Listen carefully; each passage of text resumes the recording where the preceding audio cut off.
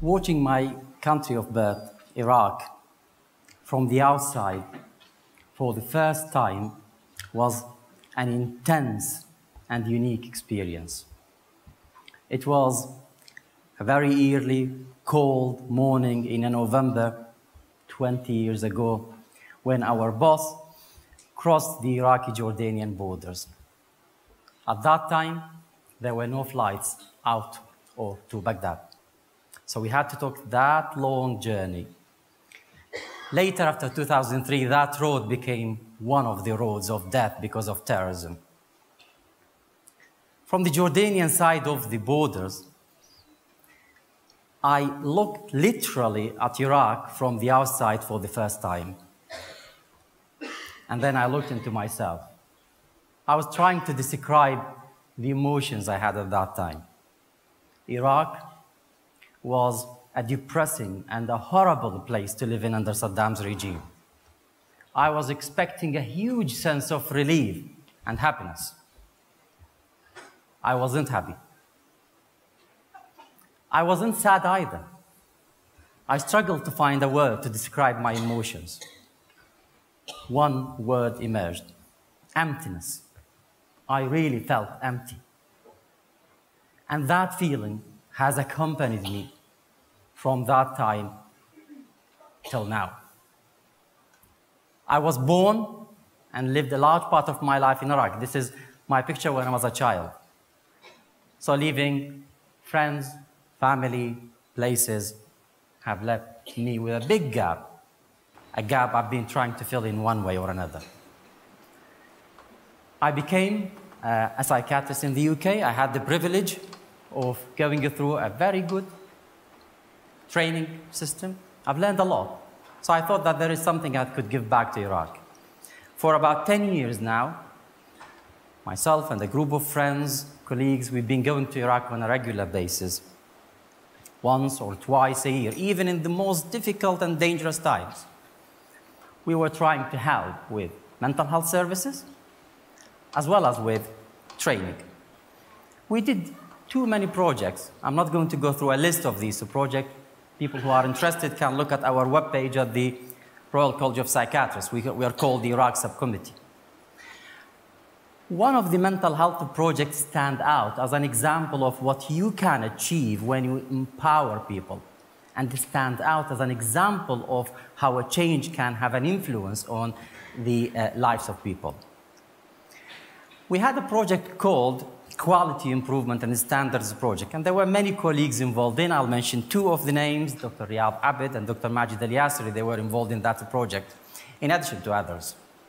And we were trying to do workshops with Iraqi colleagues, trying to come up with standards of care and to improve the services. One of the areas that we wanted to improve was ECT, or electroconvulsive therapy. For people who are not familiar with this, this is an electric shock treatment used in a very small group of patients for certain indications and as the last resource. In the UK and most of the developed world, this is given under general anesthesia. Unfortunately, in many places in the world, this is given without anesthesia, making it quite a difficult experience for the patient. So we were trying to raise awareness in Iraq, moving toward everything, all ECT being done under general anesthesia. So we did this workshop among many other workshops. After a period of time, we've had this email from one of our friends from Al Rashad Hospital. It is the biggest psychiatric hospital in Iraq. It has about 1,200 patients. They told us this. They told us that they decided to close the ECT department. And they clarified. They said they didn't want to compromise with the fact that they didn't have an anesthetist. And they didn't want to give the treatment under general anesthesia, without anesthesia. So they decided to close the department and transfer patients who needed the treatment to another hospital in Baghdad where they have the facility of general anesthesia. Now, Listen to the figures. Before the closure, the average rate of electric shock treatment in that hospital was about 10 a day. After the closure, within a 9 months period, they transferred to the other hospital only 11 patients. And they all improved right indications. Excellent example of how you could improve the quality of the service, but more importantly, a humane treatment or a humane approach to treatment. Our project gradually expanded. We moved to other areas in medicine, but more importantly in medical education, postgraduate and undergraduate. We started a link between Leicester Medical School and Kufa Medical School. The aim was to improve the education method and change the curriculum. And the philosophy is to move from information gathering to critical, reflective thinking, personal development, better communication skills. Another medical school in Baghdad was linked with Nottingham and Sheffield. And then many other medical schools in Iraq started to learn from the experience. The Kufa and Baghdad Medical School started teaching and helping other medical schools to develop their curriculum.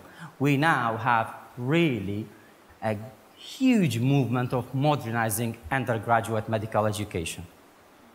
I feel so passionately about that project as well, because I believe strongly that one of the things that Iraq and the Middle East need is a critical, reflective approach to knowledge. I've learned a lot from this experience, at a conceptual level and at an emotional level. I learned that change is difficult. It is not impossible, but it is difficult. It involves challenging norms, attitudes, people's ways of thinking. It needs resources, but it is not impossible if you have the right approach, the right strategy. And if you are aware that even small steps are very important, because change is a gradual and a cumulative process. I remember a conversation I had years ago at the beginning of my involvement in these volunteering projects, a conversation I had with a friend and a colleague of mine who has been really influential, very influential in all these projects. In fact, he's here, Mohammed al-Uzri.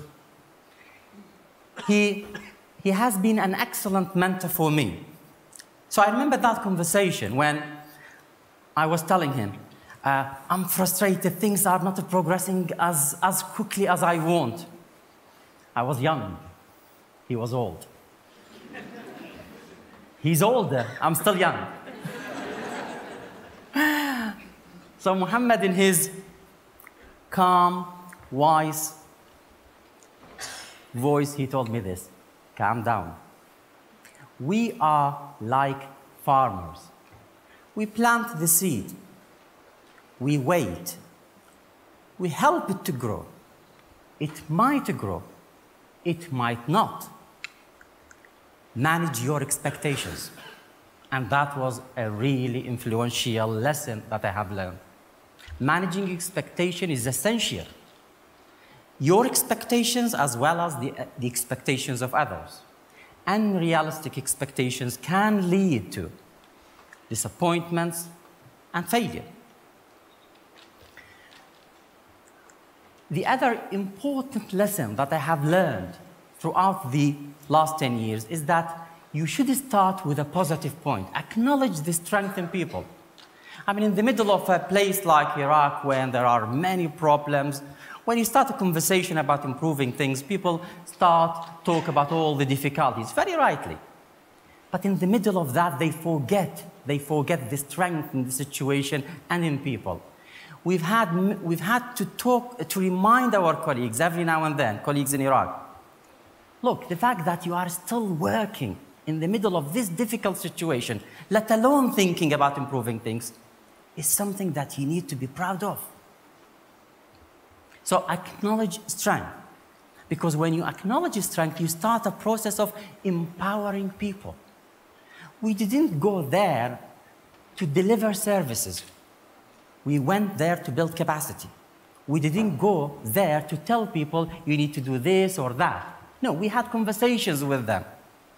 And we told them about what we know, the experiences from the West, etc. But we had conversations, and they had to find their own way. They had to find their own journey. Because change is a journey, which is difficult, takes time, so you need to be patient, and that you need to manage your expectations, as I have said, and that you need to start with strength. And you need to empower people, because at the end, change is about people. Now, our journey didn't stop there in Baghdad. I think we brought lots of things to the UK, to Leicester as well. I mean, I've mentioned the example of linking one of our medical schools in Iraq with Leicester Medical School. But the insights and the experience that we've gained from the process of change and being involved in many projects, I think we have used it in a project within our NHS. It also brought perspective, which was really essential at times when people were worrying, mourning about resources, cuts, etc. Every now and then I used to tell some of my colleagues in Bradgate unit when I work, when they start this mourning thing, calm down, there is no ISIS here, have a perspective.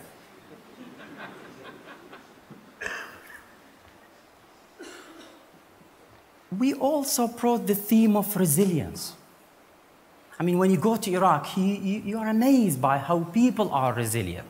And I think, unfortunately, sometimes we lose this insight. Human beings are resilient. I use this theme with my patient. Start with the theme of strength. We also, I think, brought inspiration.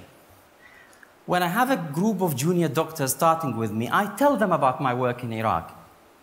I mention to them examples. So, for example, I tell them about a colleague of mine who told me that he had to spend 2 hours every day to reach the hospital, a journey which would take possibly 20 or 30 minutes because of the too many checkpoints.